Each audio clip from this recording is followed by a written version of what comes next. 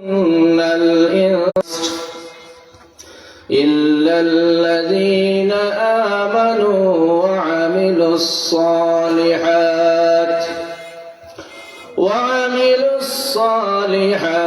وتواصوا بالحق وتواصوا بالصبر.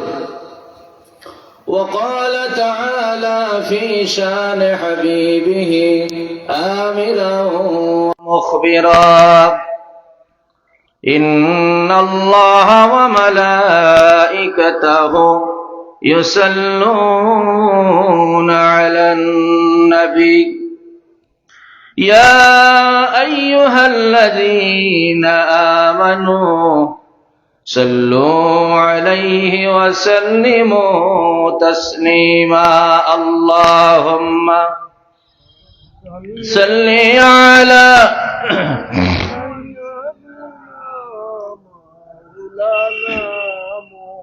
وعلى آل سيدنا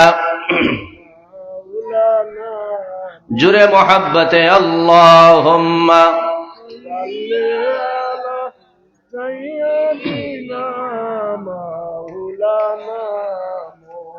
وعلى آل سيدنا মনটা যদি হইতো পুবাল হাওয়া, হইতো যদি শুভ্র কবুতর,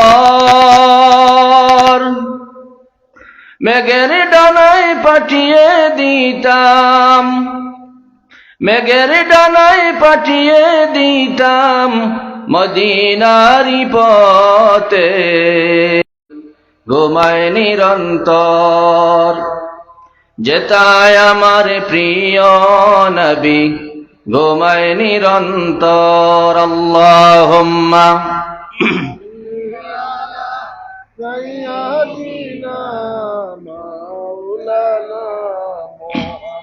ওয়া আলা আলি সাইয়্যিদিনা। যে মানুষ মানুষের বেদনায় কেঁদেছিলেন আজীবন মদিনায়, সেই মাটি সেই মানুষ যদি এত সুন্দর, না জানি তাহলে তুমি কত সুন্দর, কত সুন্দর। আল্লাহুম্মা সাল্লি আলা সাইয়্যিদিনা মাওলানা ওয়া আলা আলি সাইয়্যিদিনা মাওলানা। বালাগাল উলা বিকামালিহি كشف الدجى بجماله حسنت جميع خصاله صلوا عليه وآله يا خير من دفنت في القاع أعظمه فطاب من طيبهن القاع والأكم بلغ العلا بكماله كشف الدجى بجماله حسنت جميع خصاله صلوا عليه وآله।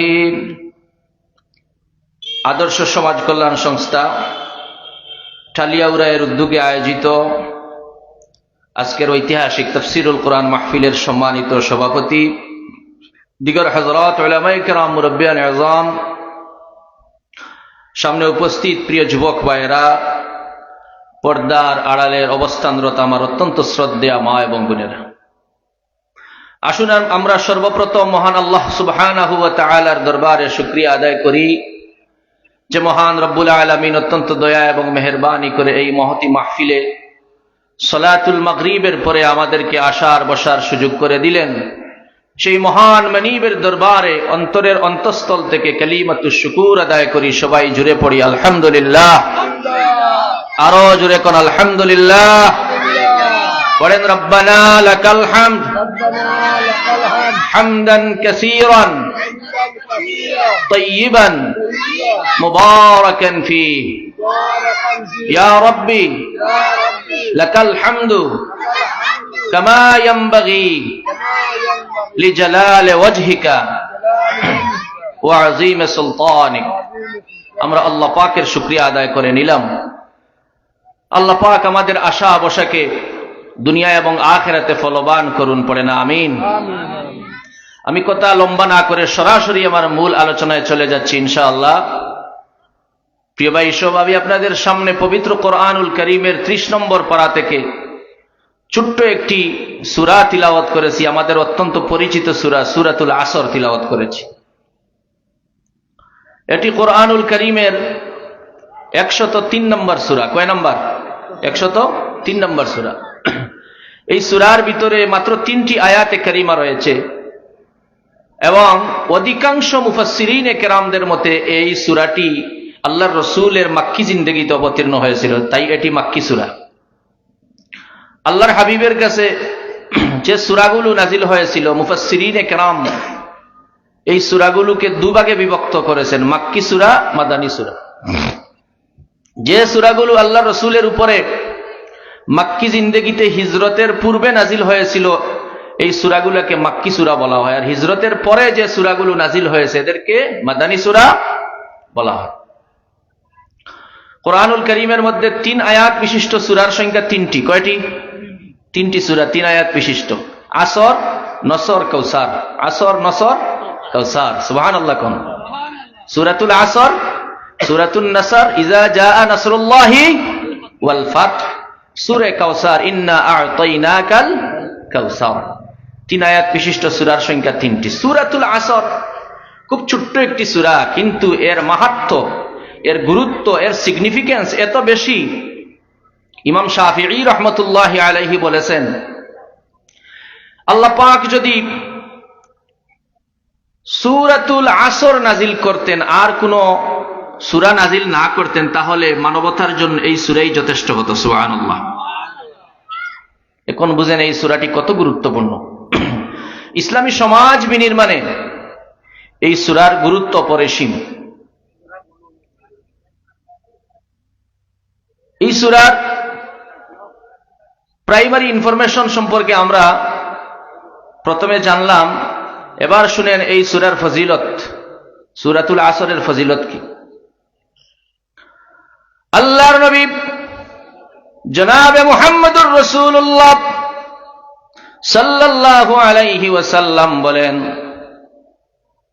আল্লাহর নবীর সাহাবী, দুজন সাহাবী যখন একত্রিত হতেন, আল্লাহর রাসূলের দুজন সাহাবী যখন একত্রিত হতেন, তখন একজন আরেকজনকে সূরা আসর তিলাওয়াত করে না শোনানো পর্যন্ত একজন আরেকজন থেকে পৃথক হতেন না। আল্লাহর নবীর সাহাবীদের আমল ছিল, কানা রাজুলান মিন আসহাবিন নবী সাল্লাল্লাহু আলাইহি ওয়াসাল্লাম ইযাল তাকায়া লাম ইয়াতাফাররাকা ইল্লা আন ইয়াকরা আহাদুহুমা আলাল আখারি সূরাতাল আসর। আল্লাহর নবী আলাইহিস সালাতু ওয়াস সালামের দুজন সাহাবী যখন একত্রিত হতেন, পরস্পরের সাথে মিলিত হতেন, একজন আরেকজনকে সূরা আসর তিলাওয়াত করে না শোনানো পর্যন্ত পৃথক হতেন না। সুবহানাল্লাহ। আমার প্রিয় ভাইয়েরা, ইমামে শাফি রাহমাতুল্লাহি আলাইহি বলেন, লোকেরা যদি এই সূরা আসর, এই ছোট্ট সূরাটিকে নিয়ে বিশ্লেষণ করত, গবেষণা করত, এর মাহাত্ম্য, এর সিগনিফিকেন্স নিয়ে তদব্বুর করত, তাহলে তাদের জন্য এই সূরাটাই যথেষ্ট হয়ে যেত। এত গুরুত্বপূর্ণ সূরা, সূরা আসর। আল্লাহ পাক রব্বুল আলামিন বলেন, ওয়াল আসরি ইন্নাল ইনসানা লাফি খুসর। ওয়াল আসর, আসরের কসম, সময়ের কসম, যুগের কসম, কালের কসম, ইতিহাসের কসম।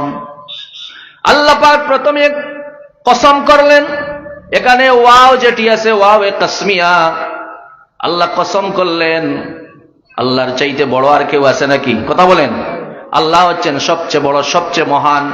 আল্লাহর চাইতে আর বড় কেউ নেই। আল্লাহু আকবার, আল্লাহ সবচেয়ে বড়। আমাদের জীবন শুরু থেকে মৃত্যু পর্যন্ত মুমিন মুসলমানকে কথা বলতে হবে, আল্লাহর চাইতে আর বড় কেউ নেই। আল্লাহু আকবার, আল্লাহ সবচেয়ে বড়। আমরা যখন পৃথিবীতে এসেছিলাম মায়ের গর্ভ থেকে, তখন আমাদের কানে যে শব্দ শোনানো হয়েছিল, এই শব্দটা কি? আল্লাহু আকবার। কি শব্দ? আল্লাহু আকবার। আবার যখন নামাজ পড়ি, নামাজের প্রথম শব্দ কি? আল্লাহু আকবার। ইকামতের প্রথম শব্দ আল্লাহু আকবার। আবার জীবনের শেষ নামাজ, জানাজার নামাজ, এই জানাজার নামাজের তাকবীরের মধ্যে আল্লাহু আকবার, জানাজার নামাজের শেষেও আল্লাহু আকবার। সুতরাং মুসলমানের জীবন শুরু থেকে নিয়ে শেষ পর্যন্ত গোটা জিন্দেগিতেই তাকে বলতে হবে আল্লাহু আকবার, সুবহানাল্লাহি ওয়া বিহামদিহি। আমার বন্ধুগণ, আল্লাহ সবচেয়ে মহান। এজন্য আল্লাহ পাক কার কসম কাটবেন? আল্লাহ তার কোন সৃষ্টির কসম কাটেন। কিন্তু আমরা যখন কোন কসম করি, অনেক সময় আমরা মাটির কসম, আকাশের কসম, চাঁদের কসম, সূর্যের কসম, এগুলা করি কিনা? মায়ের কসম, বাবার কসম, এগুলা করা জায়েজ নেই। আল্লাহ নবী বলেন, মান হালাফা বিগায়রিল্লাহি ফাকাদ আশরাকা, যে ব্যক্তি আল্লাহ ছাড়া অন্য কারো নামে কসম করলো সে শিরক করলো। নাউযুবিল্লাহি মিন যালিক। আল্লাহর নাম ছাড়া অন্য কারো নামে কসম করা যাবে? জায়েজ নেই। কিন্তু আল্লাহ রাব্বুল আলামিন কোরআনের জায়গায় জায়গায় বিভিন্ন জিনিসের কসম খেয়েছেন। আল্লাহ পাক এই সূরার ভিতরে সময়ের কসম কাটলেন, আসরের সময়ের কসম। অন্য জায়গায় আল্লাহ রাব্বুল আলামিন সকালের কসম খেয়েছেন। সূর্য যখন উদিত হয়, উজ্জ্বল হয়, সেই উজ্জ্বল সূর্যের সময়ের কসম আল্লাহ কেটেছেন। আল্লাহ বলেন, ওয়াদ-দুহা ওয়াল-লাইলি ইযা সাজা। অন্য জায়গায় আল্লাহ আবার বলেন, ওয়াশ-শামসি ওয়া-দুহাহা ওয়াল-কমারি ইযা তালাহা। বিভিন্ন জায়গায় আল্লাহ কসম করেছেন। এই সূরা আসরের ভিতরে আল্লাহ রাব্বুল আলামিন ওয়াল আসর বলে আল্লাহ সময়ের কসম করলেন। তার মানে হলো এই সময়টা মানুষের সাথে জড়িত, সংশ্লিষ্ট। কারণ একজন মানুষের হায়াতটাই হলো তার জীবন, ঠিক কিনা বলেন? সেকেন্ড, কয়েকটা সেকেন্ড মিলে একটা মিনিট হয়, কয়েক মিনিট মিলে এক ঘন্টা হয়, কয়েক ঘন্টা মিলে এক দিন হয়, কয়েকটা দিন মিলে একটা কি হয় বলেন না? কয়েকটা দিন মিলে একটা মাস হয়, কয়েকটা মাস মিলে একটা বছর হয়, আর কয়েকটা বছর মিলে আমাদের গোটা জিন্দেগি হয়, জীবন হয়। সুবহানাল্লাহি ওয়া বিহামদিহি। এই সময়টা মানুষের জীবনের সাথে সামঞ্জস্য সংশ্লিষ্ট। এজন্য আল্লাহ রাব্বুল আলামিন আসরের কসম কাটলেন। মুফাসসিরিনে কেরাম লিখেন, ওয়াল আসর দ্বারা আল্লাহ কি বুঝালেন? ইমামে জালালউদ্দিন সৈয়দী রাহমাতুল্লাহ আলাইহি তাফসীরে জালালাইনের ভিতরে তিনি বলেন, ওয়াল আসর দ্বারা তিনি বলেন আস-সাআ, সময়, আদ-দাহার, যুগ। যেমন আল্লাহ রাব্বুল আলামিন এক জায়গায় বলেন, হাল আতা আলাল ইনসানি হিনুম মিনাদ দাহরি লাম ইয়াকুন শাইআম মাযকুরা।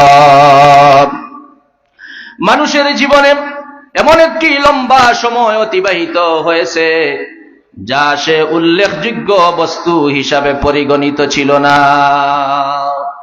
কারণ এখন যার বয়স 50 বছর, 51 বছর আগে সে উল্লেখযোগ্য কোনো ব্যক্তি হিসাবে পরিচিত ছিল না। এজন্য আল্লাহ বলছেন, মানুষের জীবন এমন একটি সময় কি অতিবাহিত হয় নাই যখন সে উল্লেখযোগ্য বস্তু হিসাবে পরিগণিত ছিল না। বিভিন্ন জায়গায় আল্লাহ রাব্বুল আলামিন কসম করলেন। এখানে আল্লাহ রাব্বুল আলামিন সময়ের কসম করে বান্দাকে জানিয়ে দিলেন, বান্দারে তোমার জীবনের সাথে সময়ের গুরুত্ব খুব বেশি। এজন্য আমি আল্লাহ রাব্বুল আলামিন কসম করে তোমাকে জানিয়ে দিলাম, সময় তুমি হেলায় দুলায় নষ্ট করে দিবা না।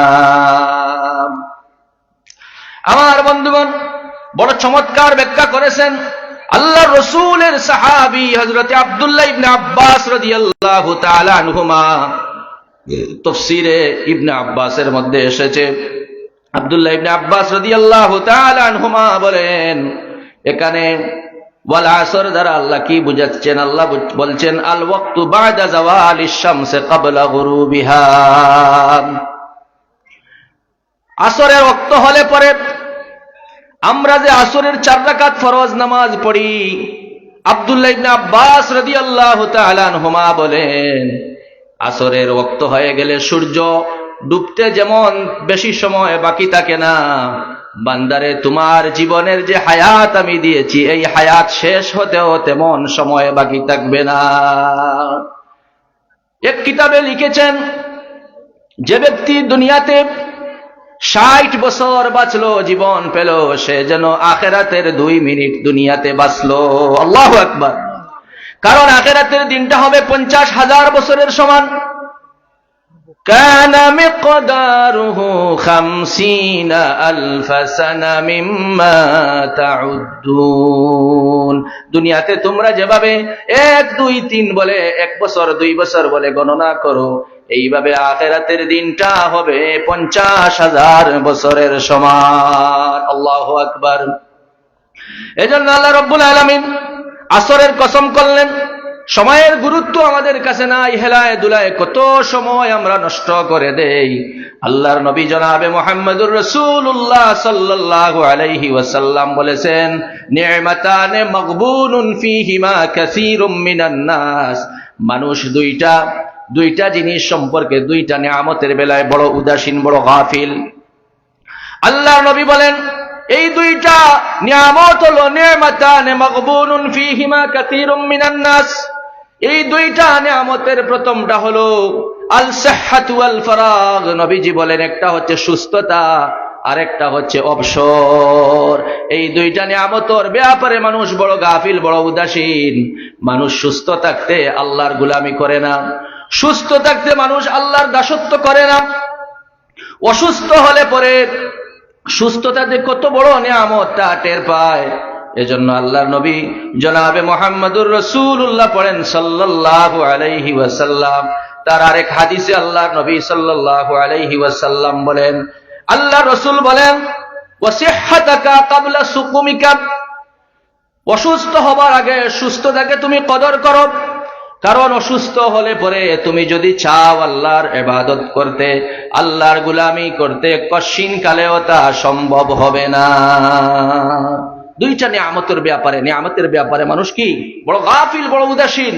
আল্লাহ রাসূল বলেন একটা হচ্ছে as-sihhatu wal faragh, সুস্থতা এবং অবসর। অবসর সময়ে মানুষ কাজ করে না, হেলায় দুলায় সময়টা কাটিয়ে দেয়। এজন্য রাসূল বলেছেন সব নিয়ামতের মধ্যে 2টা নিয়ামত হচ্ছে খুবই গুরুত্বপূর্ণ নিয়ামত। এই নিয়ামতের ব্যাপারে মানুষ গাফিল থেকে, উদাসীন থেকে। আমার বন্ধুগণ, সময়ের কত গুরুত্ব, কত দাম। আল্লাহর নবী মুহাম্মদুর রাসূলুল্লাহ পড়েন সাল্লাল্লাহু আলাইহি ওয়াসাল্লামের কাছে এক ব্যক্তি এসে জিজ্ঞেস করলেন, একজন সাহাবী এসে বললেন, ইয়া রাসূলুল্লাহ, ইয়া হাবিবাল্লাহ, ওয়া নবীজি, আইয়ুল আমালি আহাব্বু ইলাল্লাহ, কোন আমলটি আল্লাহর কাছে সবচেয়ে প্রিয়? নবীজি বললেন, আস-সালাতু আলা ওয়াক্তিহা। ও আমার সাহাবী, আল্লাহর কাছে সবচেয়ে প্রিয় আমল হলো ওয়াক্ত মতো, সময় মতো নামাজ আদায় করা। তাহলে সময়ের গুরুত্ব আছে না নাই? কথা বলেন, আছে না নাই? ওয়াক্ত মতো সালাত আদায় করা। আল্লাহ রাব্বুল আলামিন বলেন, হাফিযু আলাস সালাওয়াতি ওয়াস সালাতিল উসতা। তোমরা নামাজের প্রতি যত্নবান হও, বিশেষ করে আসরের নামাজের প্রতি তোমরা যত্নবান হও। আল্লাহ পাক রব্বুল আলামিন 5 ওয়াক্ত নামাজ আমাদের জন্য দিলেন। মুফাসসিরিনে কেরাম বলেন এই ওয়াল আসরির মধ্যে আল্লাহ যে আসরের কসম করলেন, আসর মানে সময়, আসর মানে ওয়াক্ত, আসর মানে সাআ, আসর মানে দাহার, আসর মানে আসরের 4 রাকাত নামাজ। আল্লাহু আকবার পড়ে। আমার বন্ধুগণ, আল্লাহর নবী মুহাম্মদুর রাসূলুল্লাহ সাল্লাল্লাহু আলাইহি ওয়াসাল্লাম একজন সাহাবী এসে নবীজিকে বললেন, ইয়া রাসূলুল্লাহ, ইয়া হাবিবাল্লাহ, আমি সব নামাজগুলা হেফাজত করতে পারি না, সব নামাজগুলা ঠিকঠাক মতো পড়তে পারি না। নবীজি বলেন, ও আমার সাহাবী, হাফিজু আসরাইন, তুমি 2 আসরের নামাজকে হেফাজত করো। সুবহানাল্লাহ। কোন 2 আসরের নামাজ? মুহাদ্দিসিনে কেরাম বলেন 2 আসর বলতে এখানে নবীজি তাকে বুঝাতে চাইলেন তুমি আসরের নামাজ আর ফজরের নামাজকে গুরুত্ব দিবা। সুবহানাল্লাহ। আজকে ফজরের নামাজে মানুষ কম না বেশি? খুবই কম, খুবই কম। কোন মসজিদে তো শুধুমাত্র ইমাম আর মুয়াজ্জিন, আর কেউ নেই। আমার বন্ধুগণ, আরো হাদিস এসে সহিহ বুখারীর হাদিস, আল্লাহ রাসূল বলেন, মান সাল্লাল বারদাইনি দাখালাল জান্নাহ, যে ব্যক্তি 2 ঠান্ডার নামাজ পড়বে আল্লাহ পাক তাকে জান্নাত দান করবেন, বেহেশতে প্রবেশ করাবেন। কোন 2 ঠান্ডার নামাজ? আল্লাহর নবী আলাইহিস সালামের এই হাদিসের ব্যাখ্যা মুহাদ্দিসিনে কেরাম করেছেন, 2 ঠান্ডার নামাজ বলতে একটা আসরের নামাজ আর একটা ফজরের নামাজ। সুবহানাল্লাহ। তাহলে আসরের দাম আল্লাহর কাছে আছে না নাই? আরো জোরে কোন আছে না নাই? আমার বন্ধুগণ, আল্লাহ পাক দুনিয়াতে ফেরেশতা নাজিল করেন মানুষের রক্ষণাবেক্ষণের জন্য। ফেরেশতা পাঠান, একদল ফেরেশতা আসরের সময় দুনিয়াতে আসেন, আর একদল ফেরেশতা আসরের সময় আল্লাহর কাছে চলে যান। আল্লাহ রাব্বুল আলামিন ফেরেশতাদেরকে বলেন, ও আমার ফেরেশতারা, আমার বান্দাদেরকে তোমরা কোন অবস্থায় রেখে আসলে? কোন অবস্থায় রেখে আসলে যারা চলে যান আসরের সময়? এদেরকে আল্লাহ পাক জিজ্ঞেস করেন, ও আমার ফেরেশতারা, আমার বান্দাদেরকে কোন অবস্থায় তোমরা রেখে আসলে? তারা বলে, না আল্লাহ তাআলা, আপনার বান্দাদেরকে আমরা তারাকনা ওয়া হুম ইউসাল্লুন, আমরা নামাজরত অবস্থায় রেখে এসেছি। সুবহানাল্লাহ। নামাজরত অবস্থায় রেখে এসেছি। আবার আল্লাহ রাব্বুল আলামিন যে সমস্ত ফেরেশতা আসরের সময় সারা রাত ডিউটি করার জন্য দুনিয়াতে অবতরণ করেন, আল্লাহ পাক এদেরকে জিজ্ঞেস করেন, ও আমার ফেরেশতারা, তোমরা দুনিয়াতে গিয়ে আমার বান্দাদেরকে তোমরা কোন অবস্থায় পেলে? তখন তারা আল্লাহর কাছে রিপোর্ট দেয়, আয় আল্লাহ তাআলা, ওয়াজাদনা ওয়া হুম ইউসাল্লুন, আয় আল্লাহ তাআলা, আপনার বান্দা বান্দীদেরকে আমরা দুনিয়াতে এসে আসরের নামাজ অবস্থায় পেয়েছি। সুবহানাল্লাহ। কোন নামাজ? ফেরেশতাদের রদবদল হয় কোন সময়? আসরের সময়। কোন সময়? একদল ফেরেশতা আল্লাহর কাছে চলে যান, সারা দিন ডিউটি করে, আর একদল ফেরেশতা আসর থেকে নিয়ে ফজর পর্যন্ত ডিউটি করার জন্য দুনিয়াতে চলে আসেন। সুবহানাল্লাহ ওয়া বিহামদিহি। আমার বন্ধুগণ, জনাবে মুহাম্মদুর রাসূলুল্লাহ সাল্লাল্লাহু আলাইহি ওয়াসাল্লাম বলেছেন, সহিহ বুখারী শরীফের হাদিস কিতাবুস সালাতের মধ্যে হাদিসটা এসেছে, আল্লাহর রাসূল বলেন, যে ব্যক্তি আসরের নামাজ ছেড়ে দিল, কোন নামাজ? আসরের নামাজ যে ব্যক্তি ছেড়ে দিল, আল্লাহর নবী বলেন, قال النبي صلى الله عليه وسلم من فاتته صلاة العصر فكأنما أُتِرَ أهله وماله। আল্লাহ নবী বলেন, যে ব্যক্তি আসরের নামাজ ছেড়ে দিল, সে যেন তার পরিবার, ধন সম্পদ সবকিছু হারিয়ে ফেললো। নাউযুবিল্লাহ। পড়ে আসরের নামাজ ছেড়ে দেওয়া মানে সহায় সম্পত্তি, পুত্র, মাল সবকিছু হারিয়ে ফেলা। নাউযুবিল্লাহি মিন যালিক। তাহলে আসরের নামাজ ছাড়া যাবে? কোন নামাজই ছাড়া যাবে না, কিন্তু আসরের নামাজের প্রতি গুরুত্ব দেয়া লাগবে। এক সময় লোকেরা মাঠে কাজ করত, ক্লান্ত শ্রান্ত হয়ে যেত, আসরের নামাজের ব্যাপারে উদাসীন হয়ে পড়েছিল। তখন আল্লাহ তার হাবিবের কাছে আয়াত নাজিল করে দিলেন, হাফিজু আলাস সালাত ওয়াস সালাতিল উসতা। অধিকাংশ মুফাসসিরিনে কেরাম সালাতে উসতা দ্বারা আসরের নামাজ উদ্দেশ্য। কোন নামাজ? আসরের নামাজ উদ্দেশ্য। আমার বন্ধুগণ, এবার আসেন, আল্লাহ রাব্বুল আলামিন বললেন, ওয়াল আসরি, পড়েন আমার সাথে, ওয়াল আসরি ইন্নাল ইনসানা লাফি খুসর। আসরের কসম, সময়ের কসম, ইন্নাল ইনসানা, নিশ্চয় মানুষ, লাফি খুস, ক্ষতিগ্রস্ত, ক্ষতির মধ্যে রয়েছে। সমস্ত মানুষ। অধিকাংশ মুফাসসিরিনে কেরাম বলেছেন এখানে যে আলিফ লাম রয়েছে, আল ইনসানের মধ্যে যে আলিফ লাম রয়েছে, এটা আলিফ লামে ইস্তিগরাকি। তার মানে হলো সমস্ত মানুষ ক্ষতিগ্রস্তের মধ্যে নিমজ্জিত। শুধুমাত্র হানাফি মাযহাবের একজন মুফাসসির তার নাম হচ্ছে মাহমুদ আলুসি রহমতুল্লাহি আলাইহি। উনি তাফসীরে রুহুল মাআনিতে বলেন এই আলিফ লাম হচ্ছে আলিফ লামে জিনসি। সব মানুষ ক্ষতিগ্রস্তের মধ্যে, কিন্তু কাফেরের ক্ষতি আর মুমিনের ক্ষতি কি এক? কাফেরের ক্ষতি হচ্ছে আগাগুড়া সবটাই ক্ষতি, কারণ তার পুঁজি নাই, ইমান নাই, পুঁজি নাই। আর মুমিনের কি আছে? ইমান আছে। মুমিনের কি আছে বলেন? ইমান আছে। মুমিন সব দিতে পারে কিন্তু ইমান দিতে পারে না। ইমান কত বড় দামি জিনিস! আল্লাহ নবী বলেন গুনাহগার ইমানদারদেরকে কিয়ামতের ময়দানে কঠিন মুসিবতের সময়ে জাহান্নামে দিয়ে তাদেরকে সব গুনাহ যখন জাহান্নামের মধ্যে কেটে পড়বে, সব গুনাহ যখন শেষ হয়ে যাবে, শুধুমাত্র থাকবে ঈমান অবশিষ্ট। আল্লাহ নবী বলেন ওই ঈমানের বদৌলতে তাকে যে বেহেশত দান করা হবে, যে জান্নাত দান করা হবে, এই জান্নাতের বিশালতা আর প্রশস্ততা হবে আকাশ ও জমিনের মতো 10টার সমান। সুবহানাল্লাহ। দুনিয়ার মতো কয়টা? দুনিয়ার সমান 10টা দুনিয়ার সমান। সুবহানাল্লাহ কোন? আমার বন্ধুগণ, এই জন্য আল্লাহ রাব্বুল আলামিন বলেন ইল্লাল্লাযীনা আমানু, সমস্ত মানুষ ক্ষতিগ্রস্তের মধ্যে তারা ছাড়া যারা আল্লাহ রাব্বুল আলামিনের প্রতি ঈমান আনয়ন করেছে। ঈমানদাররা ছাড়া সব মানুষ কিসের মধ্যে? ক্ষতিগ্রস্তের মধ্যে। ঈমানকে আল্লাহ রাব্বুল আলামিন বড় পছন্দ করেন ঈমানদারদেরকে। এই ঈমান কত বড় জিনিস! আল্লাহ পাক রব্বুল আলামিন ঈমানের ব্যাপারে বলেছেন কোন মুমিন বান্দা বান্দি যদি তার ঈমানের কারণে জাহান্নামে, ঈমানের কারণে যদি সে জান্নাতে যায়, তাকে যে জান্নাত দেওয়া হবে, এই জান্নাতের অ্যাপার্টমেন্টটা হবে তামাম দুনিয়ার মতো 10টা দুনিয়ার সমান। সুবহানাল্লাহ।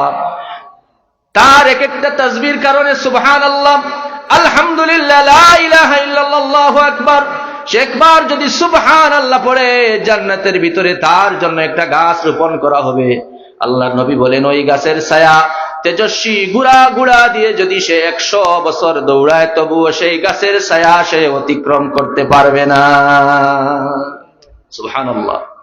আমার বন্ধুগণ, এজন্য আল্লাহ রাব্বুল আলামিন বলেন ওয়াল আসরি ইন্নাল ইনসানা লাফি খুসর, সমস্ত মানুষ, আসরের কসম, সব মানুষ ক্ষতিগ্রস্তের মধ্যে নিমজ্জিত, তারা ছাড়া যারা আল্লাহ পাকের প্রতি ঈমান আনয়ন করেছে। ঈমানদারদেরকে আল্লাহ পাক সফল মুমিন বলে সার্টিফাই করেছেন। আল্লাহ রাব্বুল আলামিন এই আয়াতে বলেন ইন্নাল্লাযীনা আমানু ওয়া আমিলুস সালিহাতি কানাত লাহুম জান্নাতুল ফিরদাউসি নুজুলা, যারা ঈমান আনবে, নেক কাজ করবে, আমি আল্লাহ রাব্বুল আলামিন তাদের জন্য জান্নাতুল ফিরদাউস অবধারিত করে রেখেছি। সুবহানাল্লাহ। আমার বন্ধুগণ, এবার ঈমান আনলে শুধু হবে না, মুখে পড়লাম লা ইলাহা ইল্লাল্লাহ মুহাম্মাদুর রাসূলুল্লাহ, কিন্তু অন্তরে বিশ্বাস করলাম না, অন্তর দিয়ে মানলাম না, এমন ঈমান আল্লাহর কাছে দামি হতে পারে না। এমন ঈমানের কোনো দাম নাই। অনেক হিন্দু ভাইয়েরা কালিমা পারে কিনা? কালিমা তৈয়্যিবা পারে কিনা? পারে। এই কালেমাটা বড় দামি কালেমা। সিদকাম মিন কলবিহি মান ক্বালা লা ইলাহা ইল্লাল্লাহ সিদকাম মিন কলবিহি দাখালাল জান্নাহ। আল্লাহর নবী বলেন যে ব্যক্তি অন্তর দিয়ে পড়বে লা ইলাহা ইল্লাল্লাহ, আল্লাহ তাকে জান্নাতে প্রবেশ করাবেন। সুবহানাল্লাহি ওয়া বিহামদিহি।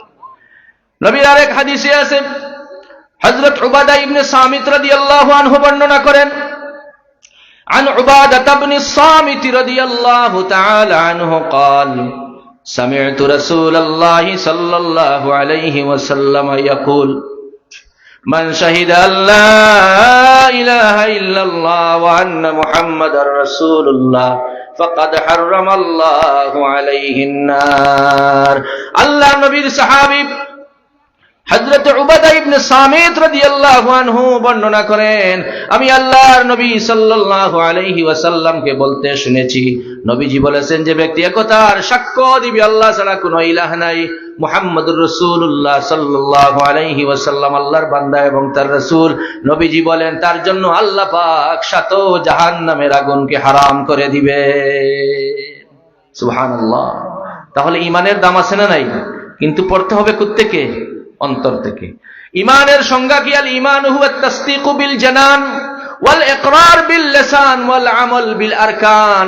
ঈমানের সংজ্ঞা হলো অন্তর দিয়ে বিশ্বাস করা, মুখ দিয়ে স্বীকৃতি দেওয়া, আর কর্মে পরিণত করার নাম হলো ঈমান। ঈমানের দাবিতে সত্যবাদী কারা? লক্ষ্য করেন, ঈমানের দাবিতে কারা সত্যবাদী, কারা অটল অবিচল, আল্লাহ সেই কথাও বলেছেন। আল্লাহ রাব্বুল আলামিন বলেন ঈমানের দাবিতে তারাই সত্যবাদী। সূরা হুজুরাতের শেষের দিকে আল্লাহ বলেন, ইন্নামাল মুমিনুনা আল্লাযীনা আমানু বিল্লাহি ওয়া রাসূলিহি সুম্মা লাম ইয়ারতাবু ওয়া জাহাদু ফি সাবিলিল্লাহি বিআমওয়ালিহিম ওয়া আনফুসিহিম উলাইকা হুমুস সাদিকুন। আল্লাহু আকবার। আল্লাহ পাক বলেন ঈমানের দাবিতে তারাই সত্যবাদী। ইন্নামাল মুমিনুনা আল্লাযীনা আমানু বিল্লাহি ওয়া রাসূলিহি, যারা আল্লাহ এবং তার রাসূলের প্রতি ঈমান এনেছে, সুম্মা লাম ইয়ারতাবু, এরপরে এই ঈমানের ব্যাপারে কোনো সন্দেহ পোষণ করে নাই। কোরআনের কোনো কিছু, কোনো আইন, রাসূলের কোনো আইন, আল্লাহর কোনো আইন ও বিধানের ব্যাপারে কোনো সন্দেহ পোষণ করে নাই। আল্লাহ বলেন এরাই হচ্ছে সত্যবাদী ঈমানের দাবিতে। সুবহানাল্লাহ। এখন আমাদের সমাজে এমনও মুসলমান আছে যারা কোরআনুল কারীম এবং নবীর সুন্নাহকে ইবাদতের মানদণ্ড হিসেবে মানে, কোরআন দিয়ে নামাজ পড়ে, কোরআনের আইনে রোজা রাখে, কোরআনের হুকুমে হজ করে, কিন্তু এই কোরআন দিয়ে সমাজ, রাষ্ট্র, আইন ও আদালত সবকিছু চলুক, এটা কিন্তু চায় না, এটা কিন্তু চায় না। আল্লাহ বলেন আফাতুমিনুনা বিবা'দিল কিতাবি ওয়া তাকফুরুনা বিবা'দ ফামা জাযাউ মান ইয়াফআলু যালিকা মিনকুম ইল্লা খিzyun ফিল হায়াতিদ দুনিয়া ওয়া ইয়াওমাল কিয়ামাতি ইউরাদ্দুনা ইলা আশাদ্দিল আযাব। তোমরা কোরআনে কারীমের কিছু অংশ মানবার, কিছু অংশ মানবা না। আফাতুমিনুনা বিবা'দিল কিতাবি ওয়া তাকফুরুনা বিবা'দ, তোমরা কি জানো যারা কোরআনের কিছু আইনে বিশ্বাসী আর কিছু আইনে বিশ্বাসী না, কিছু হুকুম মানবা, কিছু হুকুম মানবা না, এটা কোশ্চিন কালে হতে পারে না। যারা এমনটা করবে কাল কিয়ামতের দিন আমি আল্লাহ রাব্বুল আলামিন তাদেরকে ইউরাদ্দুনা ইলা আশাদ্দিল আযাব, কঠিন শাস্তির সম্মুখীন করব। পড়েন নাউযুবিল্লাহ। তাহলে ঈমানের দাবিতে সত্যবাদী কারা? যারা আল্লাহ এবং তার রাসূলে বিশ্বাসী এবং এটার ব্যাপারে কোনো সন্দেহ পোষণ করে নাই। আল্লাহ এবং তার রাসূলের কোনো আইন ও কানুনের ব্যাপারে তার মনের মধ্যে কোনো খটকা নেই, কোনো সন্দেহ নেই। সবকিছু সামি'না ওয়া আতা'না, শুনলাম আর মানলাম, এই কথায় যারা বিশ্বাসী, আল্লাহ বলেন উলাইকা হুমুস সাদিকুন, এরাই হচ্ছে ঈমানের দাবিতে সত্যবাদী। সুবহানাল্লাহ। ঈমানের উপর যারা অটল অবিচল থাকবে, আল্লাহ তাদের প্রতি রহম করবেন, তাদের প্রতি আল্লাহ রহমত নাজিল করবেন। সুবহানাল্লাহ। পড়ে আল্লাহ রাব্বুল আলামিন সূরা হামিম সিজদার এক আয়াতে বলেন ইন্নাল্লাযীনা ক্বালু রাব্বুনাল্লাহু সুম্মা ইসতাকামু তাতানাজ্জালু আলাইহিমুল মালায়েকা ইন্নাল্লাযীনা ক্বালু রাব্বুনাল্লাহ, নিশ্চয় যারা বলবে আমাদের রব আল্লাহ, তাতানাজ্জালু আলাইহিমুল মালায়েকা, আল্লাহ পাক তাদের উপরে তার রহমতের ফেরেশতা দ্বারা রহমত নাজিল করবে। সুবহানাল্লাহি ওয়া বিহামদিহি। ঈমানের দাবিতে তারাই সত্যবাদী যারা ঈমান আনার পরে তাদের উপরে যত ধরনের জুলুম নির্যাতন চলুক না কেন তারা সব দিতে পারে, কিন্তু মুমিন কখনো ঈমান দিতে পারে না। ঠিক কি না বলেন আমার বন্ধুগণ? একটি ঘটনা বলি সহিহ বুখারী থেকে। একজন যুবক চাচা ঈমানদার না কাফের, মুশরিক, আর বাতিজা মনে মনে চাচ্ছেন যে চাচা যদি ঈমান আনয়ন করেন তাহলে চাচার পিছনে পিছনে আমিও ঈমান আনয়ন করব। সুবহানাল্লাহ। উনার বাবা মারা গেছেন, চাচার তত্ত্বাবধানে থাকেন, চাচার অধীনে থাকেন। উনার মা অন্য জায়গায় উনার বিবাহ হয়ে গেছে। আমার বন্ধুগণ, নাম হচ্ছে আব্দুল উজ্জা। কি নাম? আব্দুল উজ্জা। হাদিস শরীফ থেকে শোনাচ্ছি। আব্দুল উজ্জা মনে মনে প্ল্যান করলেন, চাচা যদি ঈমান আনেন তাহলে চাচার পরে পরে আমি ঈমান আনয়ন করব। কিন্তু অনেক অপেক্ষা করার পরেও দেখেন চাচা ঈমান আনয়ন করেন না। তিনি চুপিসারে গোপনে গোপনে আল্লাহ এবং তার রাসূলের প্রতি ঈমান আনয়ন করে তিনি কালিমা বাক্য পাঠ করে নিলেন, লা ইলাহা ইল্লাল্লাহু মুহাম্মাদুর রাসূলুল্লাহ।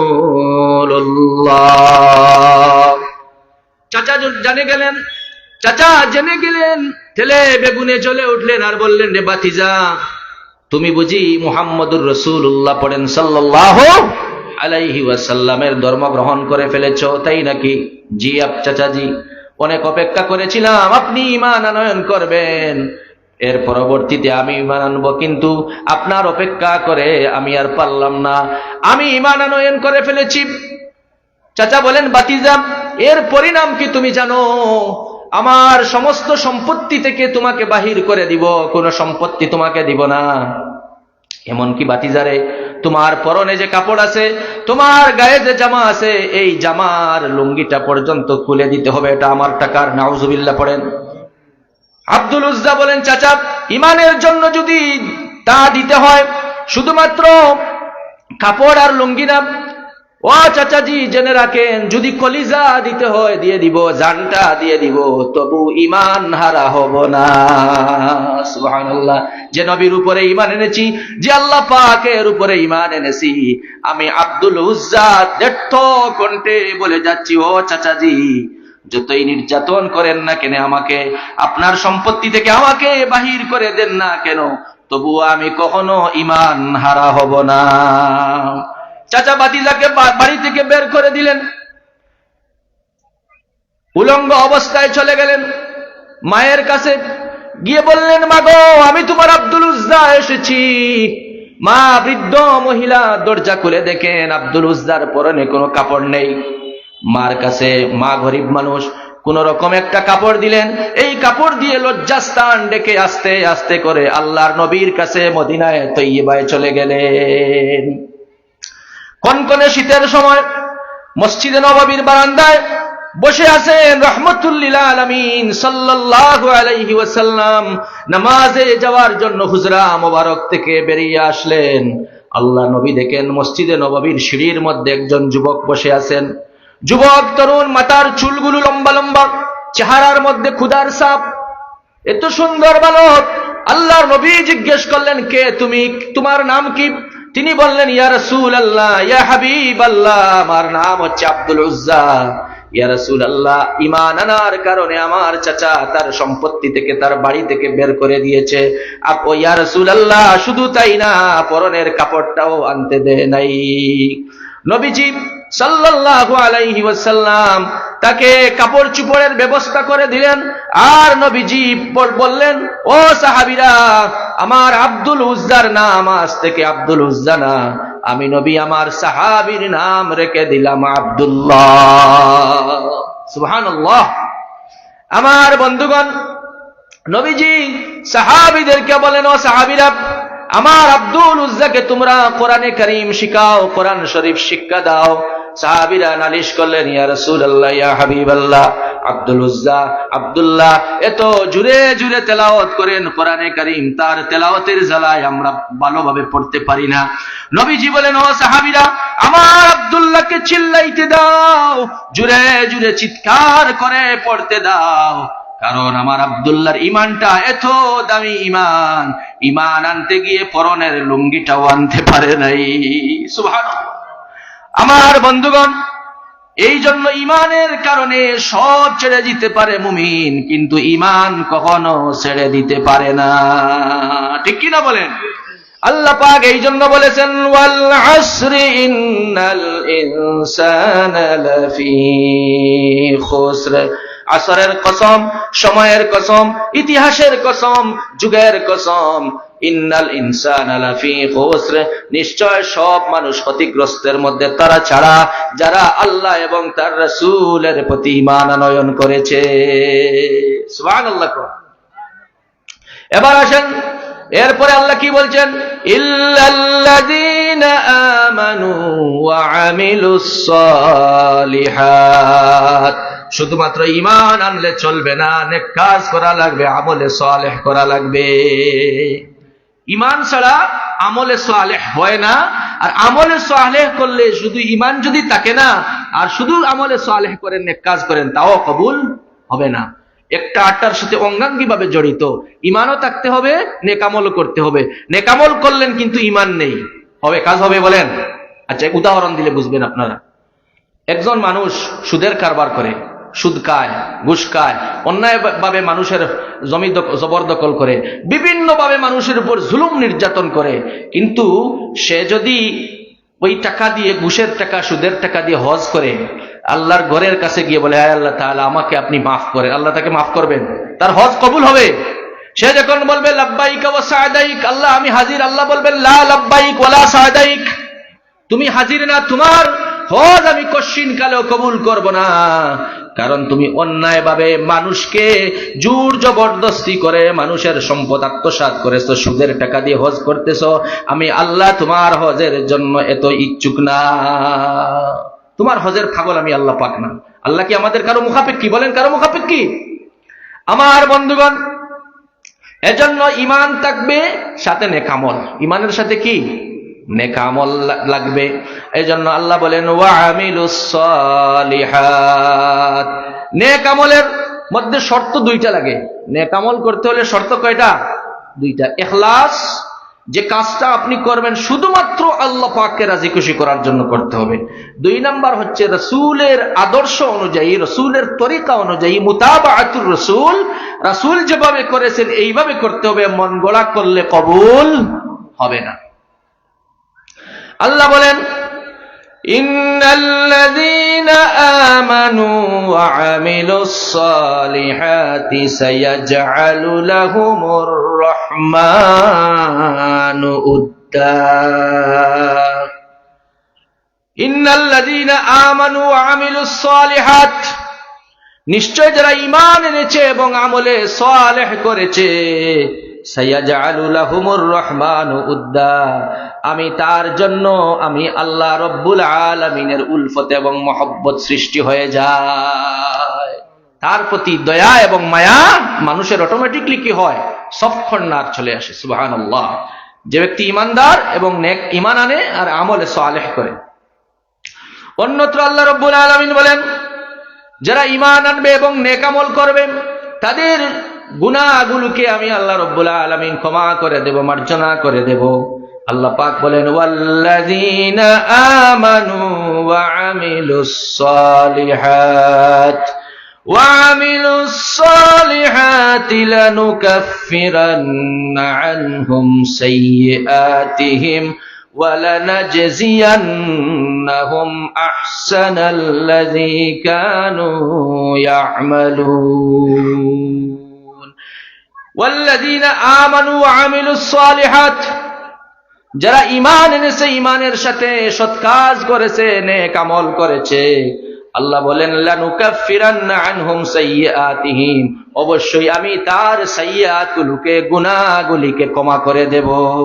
ইন্নাল হাসানাতি ইউযহিবনাস সাইয়্যাত, নিঃসন্দেহে ভালো ভালো কাজের দ্বারা গুনাহ সগীরা, যত ছোট ছোট গুনাহ আছে সবগুলোকে আল্লাহ রব্বুল আলামিন মার্জনা করে দে। ভালো কাজের দ্বারা খারাপ কাজ কি হয়ে যায়? ডিলিট হয়ে যায় নামায়ে আমল থেকে। وَلَنَجْزِيَنَّهُمْ أَحْسَنَ الَّذِي كَانُوا يَعْمَلُونَ, আর তার ভালো কাজের মধ্যে, উত্তম কাজের মধ্যে যেটা সবচেয়ে বেশি উত্তমের, আমি পুরস্কার আল্লাহ রব্বুল আলামিন অবশ্যই তাকে প্রদান করব। সুবহানাল্লাহ। কোন কেউ যদি নেক আমল করে, ঈমান আনার পরে কি করে? নেক আমল করে, আল্লাহ রাব্বুল আলামিন বলেন তাকে আমি কি পরিমাণ সওয়াব দিব শুনেন। আল্লাহ বলেন মান জাআ বিল হাসানাতি ফালাহু আশরু আমসালিহা, যে ব্যক্তি নেক কাজ করবে, সৎ কর্ম করবে, আমি আল্লাহ রব্বুল আলামিন তার এই নেক কাজকে 10 গুণ সওয়াব বাড়িয়ে দিব। একটা নেক কাজ করবেন, আপনার আমলনামায় 10টা সওয়াব লেখা হয়ে যাবে। সুবহানাল্লাহ। আল্লাহ পাক বলেন, ও আমার ফেরেশতারা, আমার বান্দা যখন গুনাহ করার জন্য ইচ্ছা পোষণ করেন, তখন তার নামায় আমলে গুনাহ লিখবা না। যখন গুনাহ করে ফেলবে, তারপরে অপেক্ষা করবে আমার বান্দা তাওবা করে কিনা। আর আল্লাহ পাক এটা বলেন যে আমার বান্দা যদি কোনো নেক কাজের প্রতিশ্রুতি করে, কোন নেক কাজের ইরাদা করে, ইচ্ছা পোষণ করে, ওই ইচ্ছা করার কারণে তার নামায় আমলের মধ্যে একটা সওয়াব লিখে দিবা। সুবহানাল্লাহ। নেক কাজটা এখনো করে নাই, কিন্তু ইচ্ছা করেছে, আল্লাহ বলেন একটা সওয়াব লিখে দিবা। আর যখন নেক কাজটা করে ফেলবে, তখন কি করবে? আল্লাহ বলেন, মান জাআ বিল হাসানাতি ফালাহু আশরু আমসালিহা, যখন নেক কাজটা সমাপ্ত করে ফেলবে, তখন তার নামায় আমলের মধ্যে 10টা সওয়াব লিখে দিবা। সুবহানাল্লাহ। এরপর আল্লাহ বলেন, যারা ঈমান আনবে, ঈমানের পর নেক আমল করবে, তাদের জন্য আমার অফুরন্ত ক্ষমা রয়েছে। সুবহানাল্লাহ। কি রয়েছে? আল্লাহর ক্ষমা, আল্লাহর দয়া, মায়া। আল্লাহ বলেন, ফাল্লাযীনা আমানু ওয়া আমিলুস সালিহাতি লাহুম মাগফিরাতুন ওয়া রিজকুন কারীম, যে ব্যক্তি ঈমান আনয়ন করবে আর ঈমানের সাথে সাথে নেক আমল করবে, আল্লাহ রাব্বুল আলামিন বলেন তাকে তো মাফ করবই, এবং তাকে সম্মানিত রিজেক আমি দান করব, উত্তম রিজেক আমি দান করব। রিজকুন কারীম। সুবহানাল্লাহ। লাহুম মাগফিরাতুন ওয়া রিজকুন কারীম, তাকে উত্তম রিজিক আমি দান করব, আর তার ক্ষমা তার জন্য রয়েছে। সুবহানাল্লাহ। তাহলে ঈমানের সাথে কি লাগবে ভাই? নেক আমল লাগবে। কি লাগবে? নেক আমল লাগবে। অযথা সময় নষ্ট না করে আমরা যদি আল্লাহ পাকের কাছে ক্ষমা চাই, মাফ চাই, নেক আমল বেশি বেশি করি, তাহলে জান্নাতের ভিতরে আরো বেশি নিয়ামত লাভ করতে পারবো। জান্নাতীদের আর কোনো আফসোস থাকবে না, একটাই শুধুমাত্র আফসোস থাকবে, জান্নাতে যাওয়ার পরে তারা বলবে, আল্লাহ তাআলা অমুক সময় বসে বসে খামোকা গল্প করেছি, ঢং তামসা করেছি, যদি আরো একটু বেশি বেশি করে ইবাদত বন্দেগী করতাম, একটু বেশি তাসবিহ পড়তাম, সুবহানাল্লাহ, আলহামদুলিল্লাহ, লা ইলাহা ইল্লাল্লাহ, আল্লাহু আকবার যদি পড়তাম, তাহলে আজকে জান্নাতের ভিতরে আরো বেশি নাজ নিয়ামত পেতাম। সুবহানাল্লাহ। এজন্য আল্লাহ রাব্বুল আলামিন বলেন, وَالَّذِينَ آمَنُوا وَعَمِلُوا الصَّالِحَاتِ لَهُمْ مَغْفِرَةٌ وَرِزْقٌ كَرِيمٌ, যারা ঈমান আনার পরে নেক আমল করবে, আমলে সালেহ করবে, আল্লাহ বলেন তাদের জন্য রয়েছে আমার ক্ষমা এবং রিজকুন কারীম, সম্মানিত রিজিক, প্রশস্ত রিজিকের ব্যবস্থা রয়েছে। সুবহানাল্লাহ। আমার বন্ধুগণ, আমার হাজিরিন কিরামের পর আল্লাহ বলেন, وَتَوَاصَوْا بِالْحَقِّ وَتَوَاصَوْا بِالصَّبْرِ وَتَوَاصَوْا بِالْحَقِّ, পরস্পর পরস্পরকে হকের দাওয়াত দিবে। সুবহানাল্লাহ। কিসের দাওয়াত? নিজে নিজে শুধু আল্লাহর ওলি হলেন আর আপনার অপর ভাই জাহান্নামে চলে যাচ্ছে, কোনো ভ্রুক্ষেপ করলেন না, আল্লাহ আপনাকে ধরবেন কিনা? বলেন ধরবেন কিনা? আল্লাহর নবী বলেন, আলা কুল্লুকুম রাইন ওয়া কুল্লুকুম মাসউলুন আন রাইয়াতিহি, আল্লাহ নবী বলেন প্রত্যেক মানুষ হচ্ছে দায়িত্বশীল, কিয়ামতের দিন তার অধীনস্থদের দায়িত্ব সম্পর্কে তাকে জিজ্ঞেস করা হবে। আমার বন্ধুগণ, এজন্য হকের দাওয়াত দিতে হবে। যে সময় সমাজে হকপন্থীরা দেখবে তাদের সামনে নাহক হচ্ছে, অন্যায় হচ্ছে, এই সময় যদি হকপন্থীরা চুপ থাকে, কথাবার্তা বলে না, নবীজি বললেন হক ডুবে যাচ্ছে, আর তারা না হক মাথা ছাড়া দিয়ে উঠেছে আর হক ডুবে যাচ্ছে। এই সময় হকপন্থীরা কথা বলে না, চুপ থাকে। আল্লাহ নবী বলেন আস-সাকিতু আনিল হাক্কি শায়তানুন আখরাজ। নবীজি বলেন যে কথা বলবে না, চুপ থাকবে, হকের ব্যাপারে বলবে না, না হকের বিরুদ্ধে কথা বলবে না, আল্লাহ নবী বলেন সে হচ্ছে বুবা শয়তান। নাউযুবিল্লাহ। পড়েন কি শয়তান? আস-সাকিতু আনিল হাক্কি শায়তানুন আখরাজ, বুবা শয়তান। এজন্য পরস্পরকে কি করতে হবে? হকের দাওয়াত দিতে হবে। হযরতে দাউদ আলাইহিস সালামের জামানায় শনিবারে মাছ মারা নিষিদ্ধ ছিল। দাউদ আলাইহিস সালামের জামানায় বনি ইসরায়েলরা আল্লাহ নিষেধ করে দিয়েছিলেন শনিবারে তোমরা মাছ ধরবা না, কিন্তু তারা একটা কৌশল করলো, বাদটা দিয়ে শনিবারে মাছ আটকে রাখলো আর বলল যেহেতু আল্লাহ নিষেধ করেছেন বাদ দিয়ে মাছগুলো আটকে রাখবো আর শনিবারে মজা করে ধরে খাবো। কি ফন্দি দেখেন, মাছ শনিবারে আটকায়া রাখবো আর রবিবারে এইগুলা ধরে মজা করে খাবো। তখন তাদের মধ্যে তিনটা গ্রুপ হয়ে গেল, তিনটা শ্রেণী হয়ে গেল। এক শ্রেণী মাছগুলা আটকে রাখলো এবং রবিবারে ধরে মজা করে খেলো। আরেক শ্রেণীর লোকেরা শুধুমাত্র মাছ ধরলো, আটকে রাখলো, কিন্তু মাছ খেলো না। আর আরেক শ্রেণী হলো মাছ ধরলো না, খাইলো না, বাধাও দিল না। আল্লাহ পাক রব্বুল আলামিন এই তিন শ্রেণীকে একদিনে 70,000 মানুষকে বানর বানিয়ে দিলে। নাউযুবিল্লাহ। পড়ে, এটা আমার কথা না আল্লাহর কথা। কোরআনে কারিমে সূরা বাকারা আল্লাহ বলেন وَلَقَدْ عَلِمْتُمُ الَّذِينَ اعْتَدَوْا مِنكُمْ فِي السَّبْتِ فَقُلْنَا لَهُمْ كُونُوا قِرَدَةً خَاسِئِينَ وَلَقَدْ عَلِمْتُمُ الَّذِينَ اعْتَدَوْا, সেই সমস্ত মানুষদের কথা তোমরা জানবে যাদেরকে আমি নিষেধ করেছিলাম শনিবারে মাছ ধরা যাবে না, মাছ খাওয়া যাবে না, কিন্তু আল্লাহর কথা তারা অমান্য করে মাছগুলাকে বিভিন্ন কৌশল করে রবিবারে মাছগুলা ধরে খেলো। আল্লাহ রব্বুল আলামিন একদিনে তাদেরকে, তাদের গোষ্ঠী শুদ্ধাকে রাতারাতি 70,000কে বানর বানিয়ে দিলে। নাউযুবিল্লাহি মিন যালিক, বানর বানিয়ে দিলেন তাদের।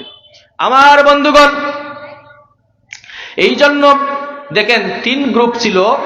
শেষের গ্রুপ তারা মাছ ধরলো না, খাইলো না, কিন্তু তাদেরকে আল্লাহ কোন অপরাধে বানর বানালেন বলেন? তারা যে অন্যায়ের বিরুদ্ধে কথা বলে না, এই জন্য অন্যায়ের বিরুদ্ধে কথা না বলার কারণে তাদেরকেও আল্লাহ কি করলেন? বানর বানিয়ে দিলেন। লূত আলাইহিস সালামের জামানায় আল্লাহ বললেন ও জিবরাইল যাও গোটা কওমে লূতের জমিনকে উল্টিয়ে দিয়ে আসো। হযরতে জিবরিল আমিন এসে বলেন ওগো আল্লাহ তাআলা, এই লূত সম্প্রদায়ের মধ্যে আপনার এমন একজন বান্দা আছেন যিনি সব সময় আল্লাহর আপনার ইবাদত করেন, একটা মুহূর্তের জন্য আপনাকে বলেন না, তাকে তার ব্যাপারে তো আপনি কিছু বললেন না, তাকে কি করব? আল্লাহ বলেন ও জিবরাইল যাও যাও তাকে শুদ্ধা জমিনটা উল্টায়া দাও, সমস্ত জমিনকে উল্টিয়ে ওর মাথার উপরে আগে রাখো, কারণ তামাম জমিনবাসীরা, তামাম দেশের মানুষ আল্লাহর নাফরমানি করে, তার নবীর সাথে নাফরমানি করে, সে বসে বসে তসবিহ পড়ে, সেই তাদের ব্যাপারে সে কোনো নিষেধ করে না, কোনো ভ্রুক্ষেপ করে না, এই জমিনটা উল্টাইয়া ওর মাথার উপরে আগে রাখো। নাউযুবিল্লাহ। পড়ে, তাহলে আমরা বুঝতে পারলাম ওয়াতাওয়াসাউ বিল হক, পরস্পর হকের দাওয়াত দিতে হবে। এই দাওয়াত অন্যায় যখন মাথা ছাড়া দিয়ে উঠবে, আপনি যদি তার বিরুদ্ধে না বলেন, তাহলে রাসূল বলেছেন আপনার যদি শক্তি সামর্থ্য তাকে বলা, তাহলে অবশ্যই আপনাকে বলতে হবে। যদি না বলেন তো রাসূলের ভাষায় আপনি হচ্ছেন বুবা শয়তান। কি শয়তান? কথা বলেন, কি শয়তান?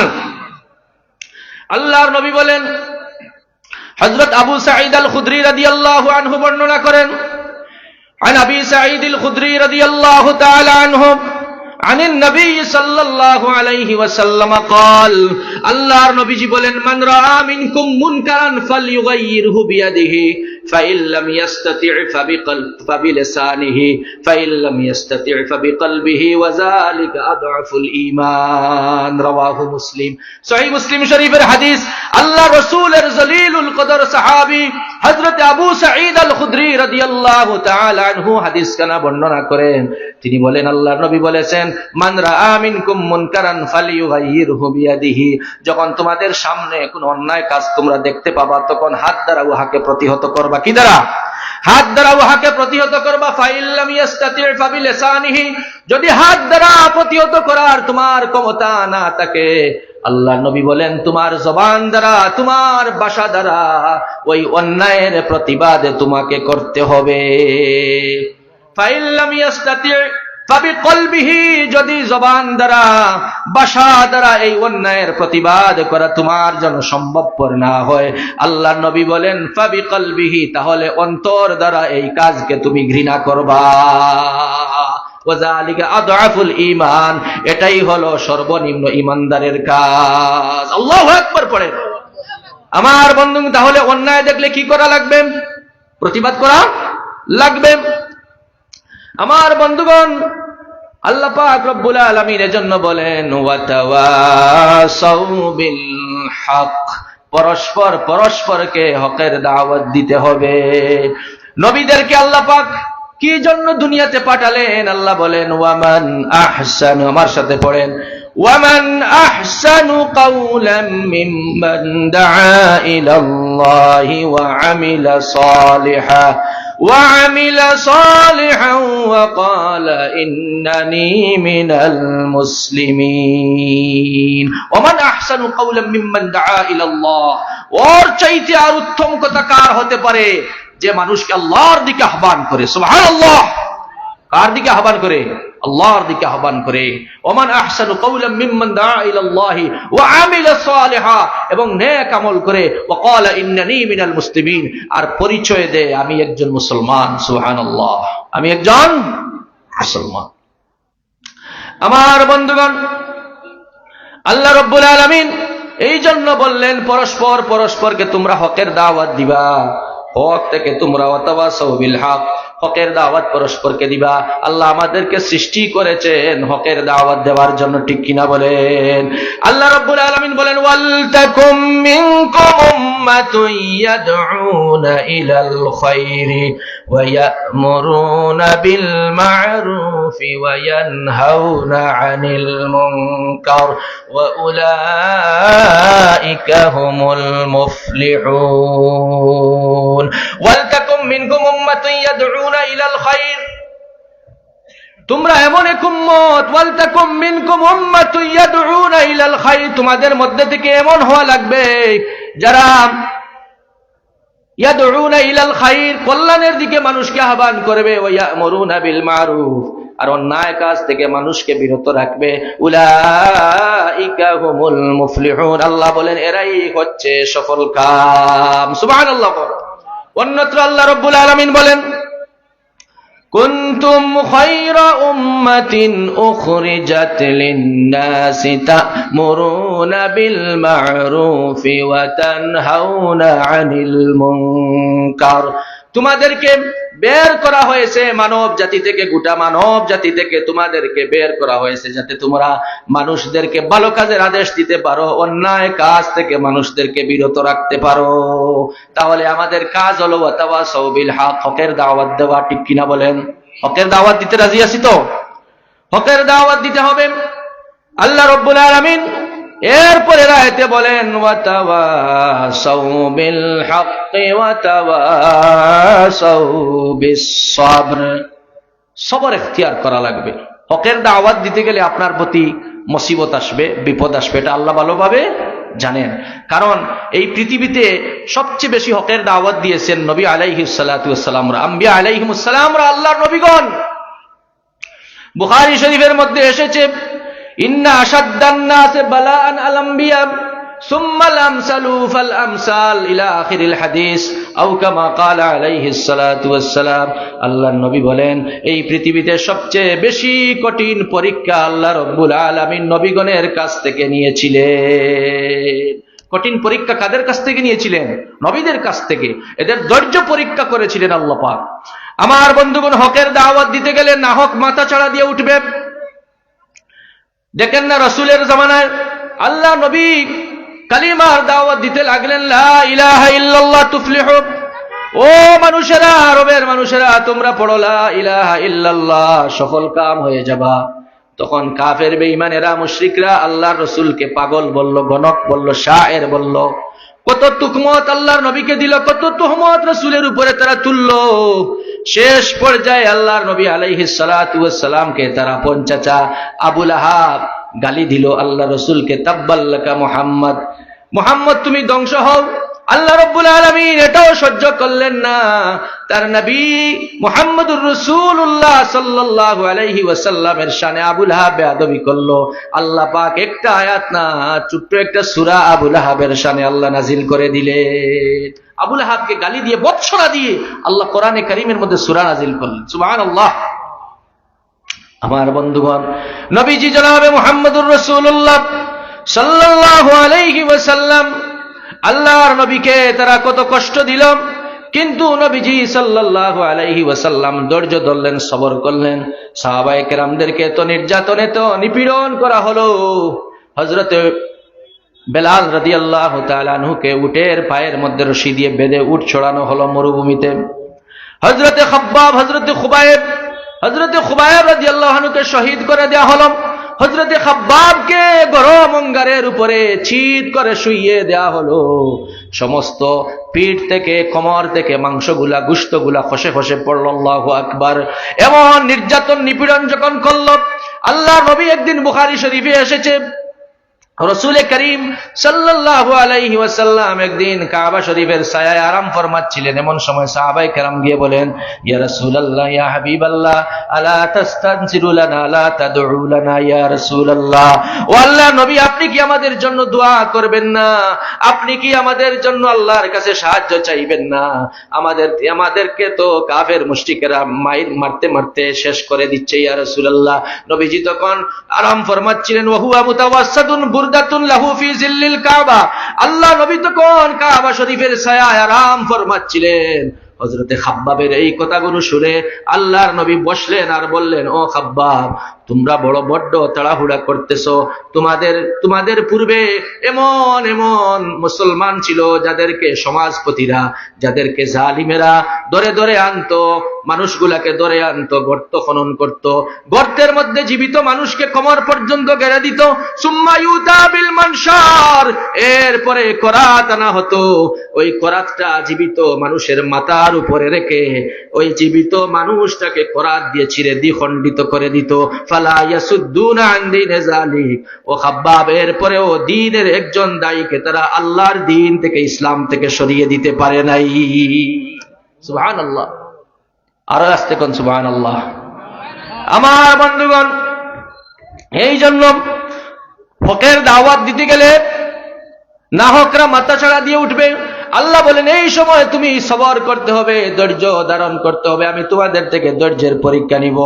ওয়ালা নাবলুওয়ান্নাকুম বিশাইইম মিনাল খাউফি ওয়াল জু'i ওয়া নাকসিম মিনাল আমওয়ালি ওয়াল আনফুসি ওয়াস সামারাত ওয়া বাশশিরিস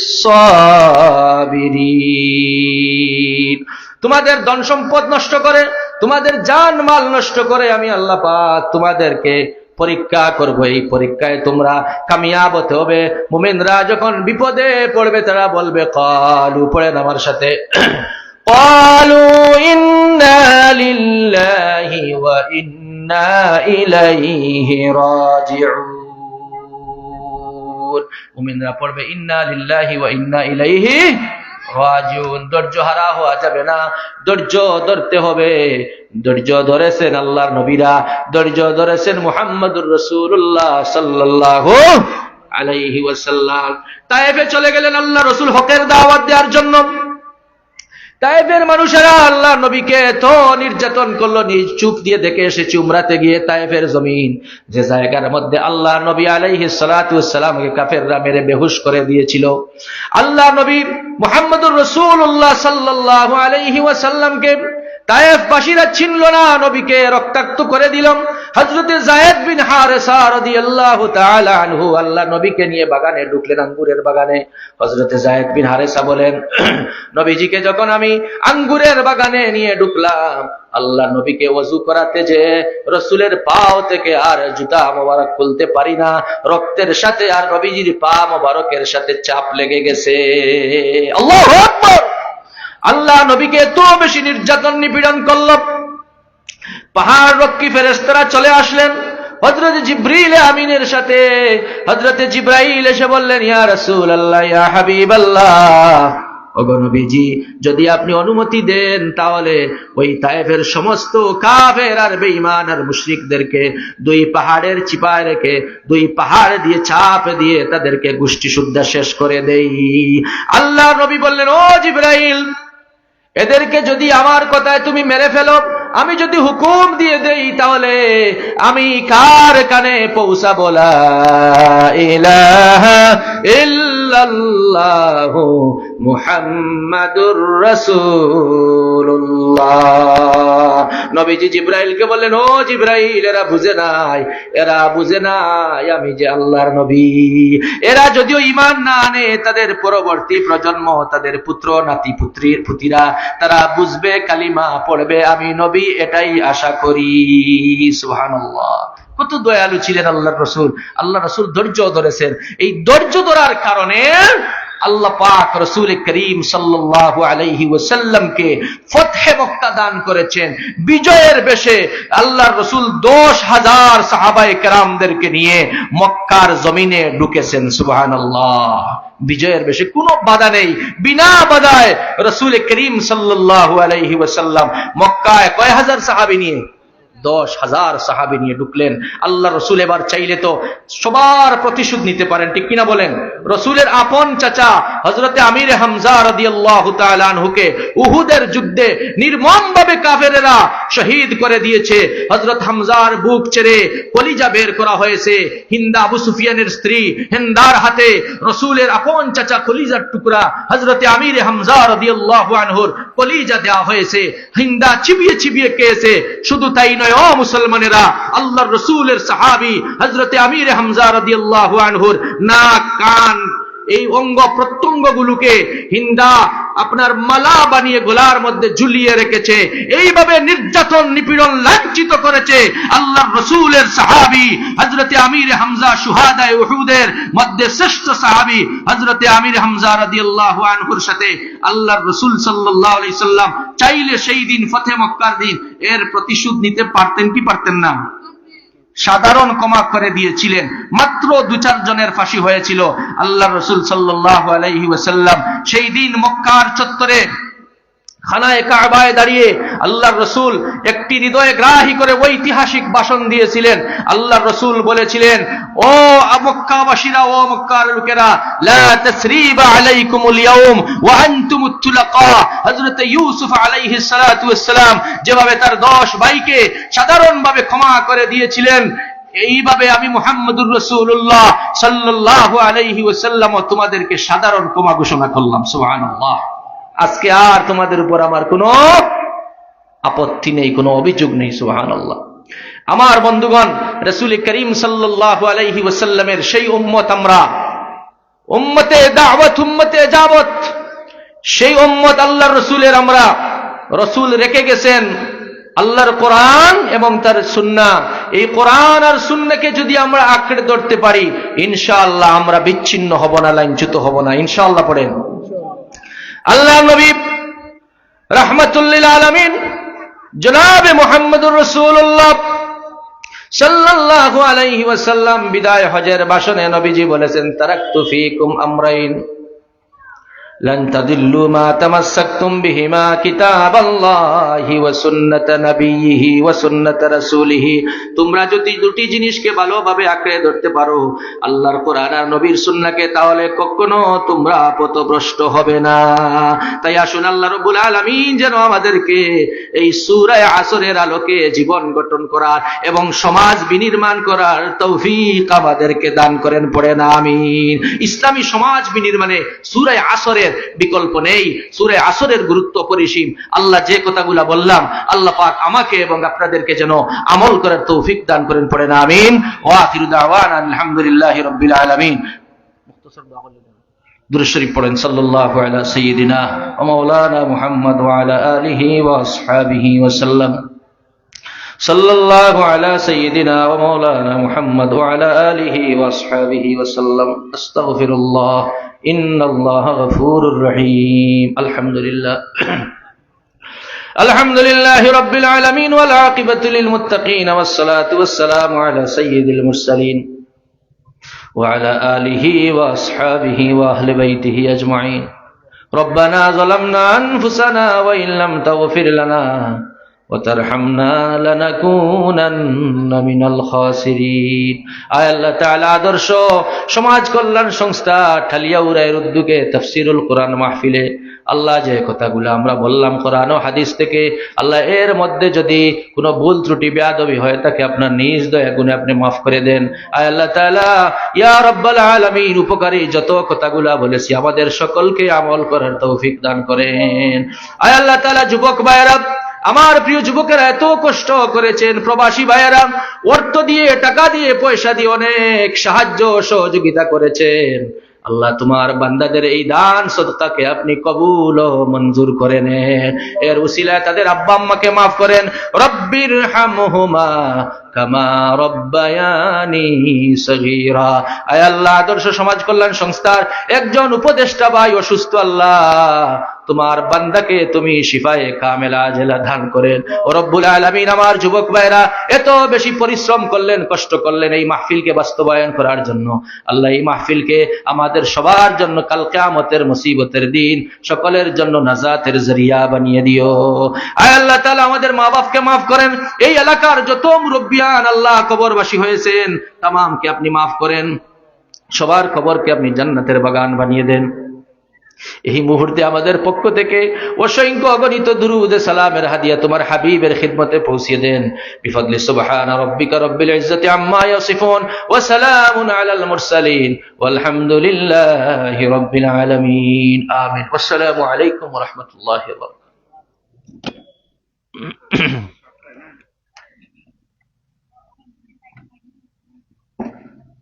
আলহামদুলিল্লাহ।